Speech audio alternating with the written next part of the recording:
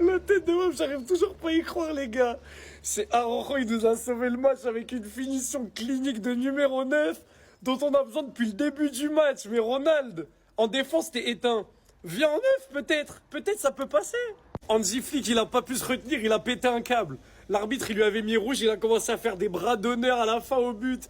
Tout le monde a pété un câble, on joue tous la carte de la folie. Je me ferai pas avoir par l'euphorie, on a été dégueulasse. On a été répugnant. À la mi-temps, il peut y avoir 4-1 pour Gérone. Heureusement, ils ont croqué. En deuxième mi-temps, quand Pedri et Yamal sortent, c'est stérile de ouf. On vient marquer sur un centre sur Araujo qui a une finition clinique. J'arrive toujours pas à y croire. Tellement on est dégueulasse au foot. Encore une fois, le seul joueur qui est parfait, irréprochable quasiment, c'est ce mec. Homme du match encore aujourd'hui. Il ouvre le score sur un but, mais d'une douceur. Mais un but sur son pied gauche, poteau rentrant, il fait une passe à la cage. Les gars, Pedri, c'est trop pour de vrai.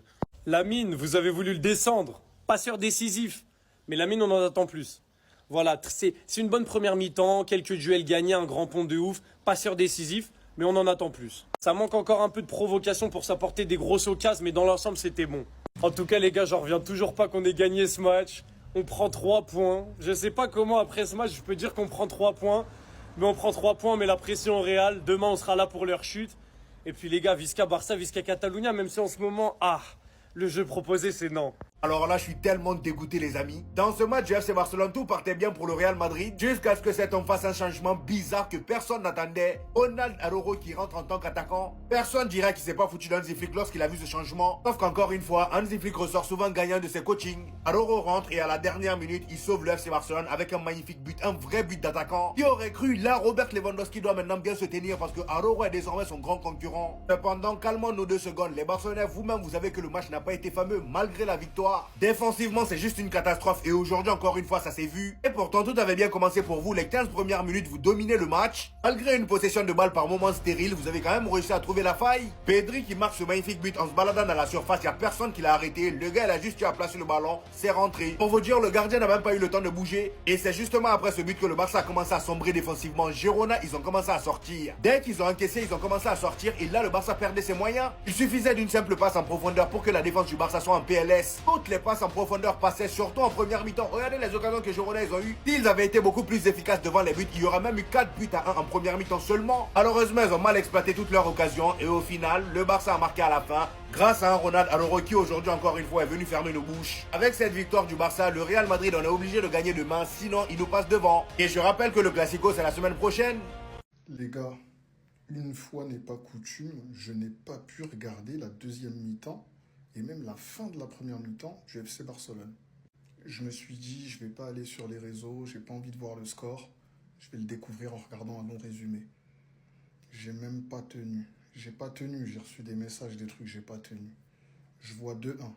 Je vois des Rafinha qui rameutent la troupe. Je vois des Ferran Torres qui rameutent la troupe. Je me dis, ils sont en train de tenir un mec, je sais pas c'est qui. Je vois des Araujo qui font des célébrations sans maillot. Je vois des minutes qui sont quasiment fin du match, sur le gong.